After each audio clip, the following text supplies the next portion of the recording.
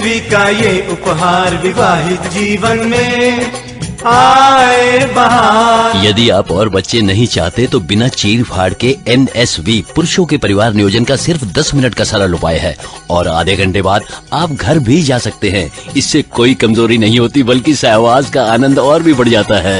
NSV का ये उपहार विवाहित जीवन में आए बहार। राष्ट्रीय स्वास्थ्य मिशन, स्वास्थ्य विभाग हरियाणा द्वारा जनहित में जारी। नमस्कार, आकाशवाणी चंडीगढ़ से प्रादेशिक समाचारों के साथ मैं रत्तिका। पहले इस बुलेटिन के मुख्य समाचार।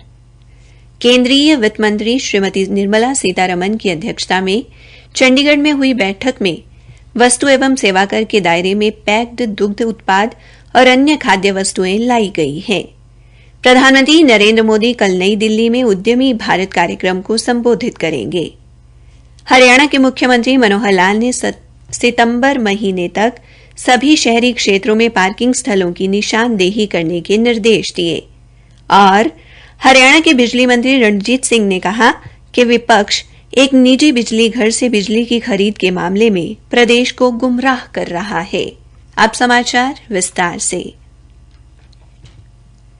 चंडीगढ़ में केंद्रीय वित्त एवं कॉरपोरेट मामले मंत्री निर्मला सीतारमण की अध्यक्षता में हुई वस्तु एवं सेवाकर परिषद की 47वीं बैठक में जीएसटी की दरों में बदलाव बारे सिफारिशें की गई।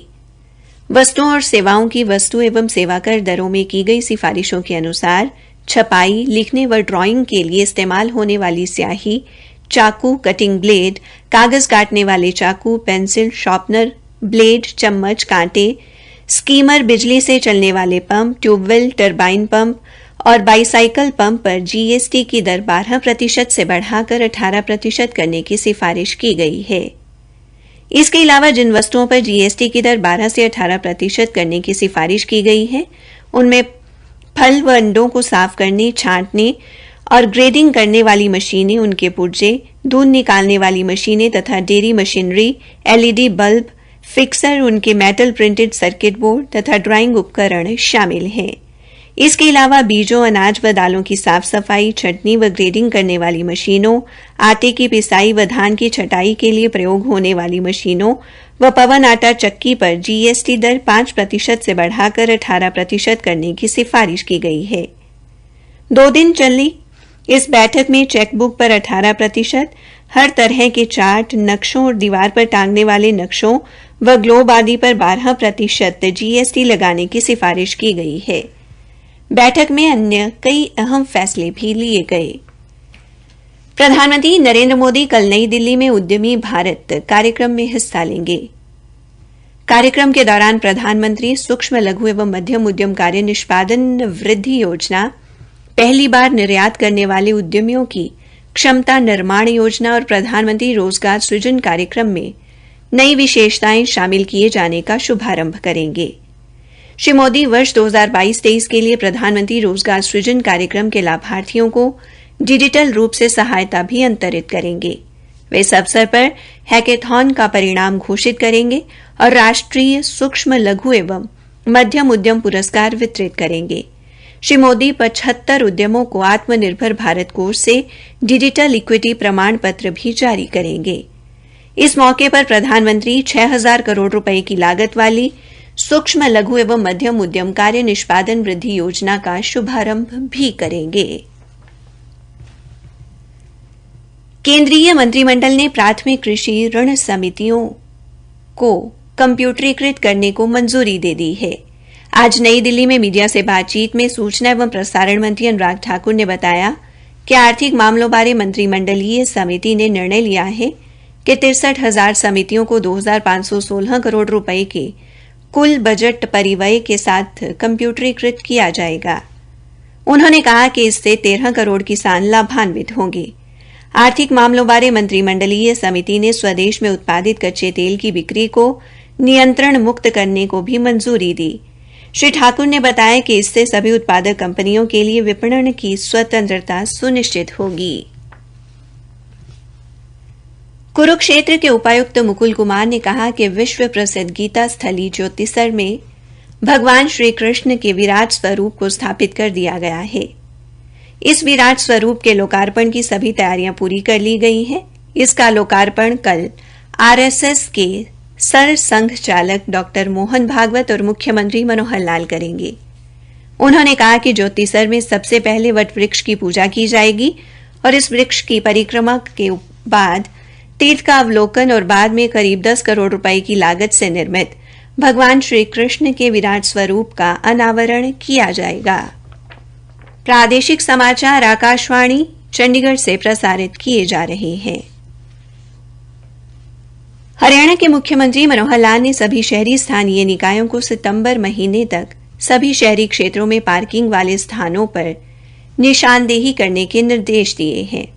उन्होंने कहा कि इससे शहरों की सुंदरता बढ़ने के साथ साथ लोगों को वाहन खड़े करने में भी सुविधा होगी। इसके साथ साथ उन्होंने शहरों में बहुस्तरीय पार्किंग बनाए जाने के लिए एक कार्य योजना बनाने के निर्देश भी दिए।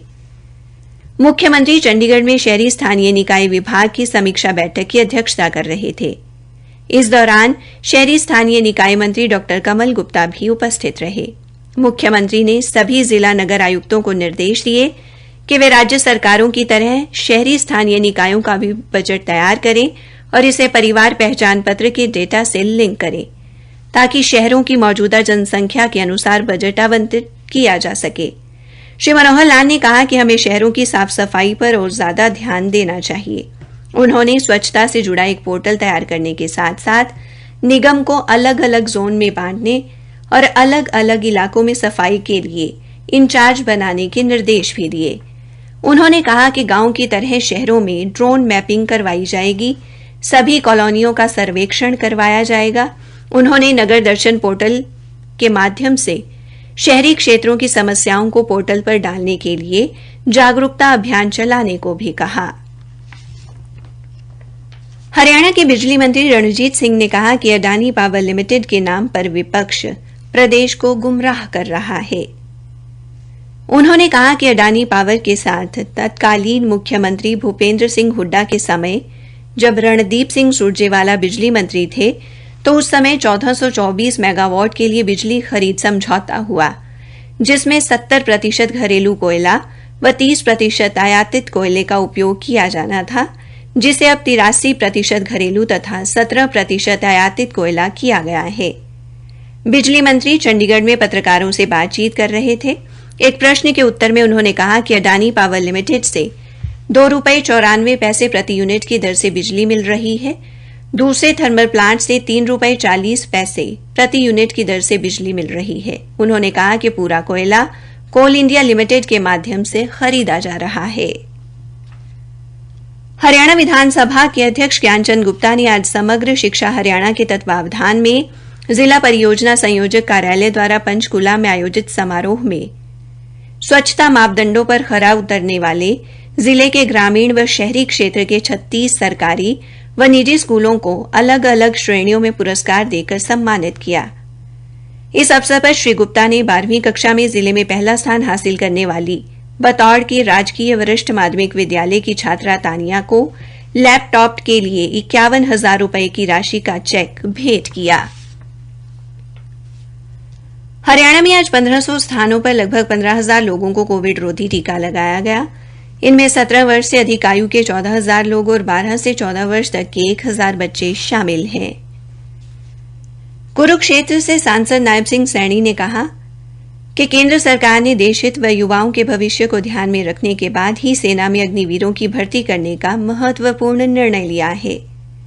इस निर्णय से हिंदुस्तान की सेना विश्व की सबसे युवा सेना बन जाएगी।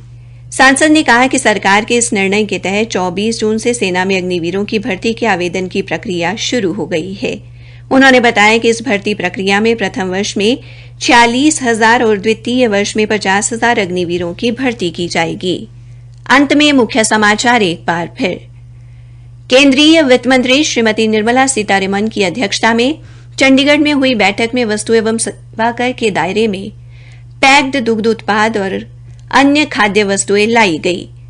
हरियाणा के मुख्यमंत्री मनोहर लाल ने सितंबर महीने तक सभी शहरी क्षेत्रों में पार्किंग स्थलों की निशानदेही के निर्देश दिए हैं। इसी के साथ प्रादेशिक समाचार समाप्त हुए।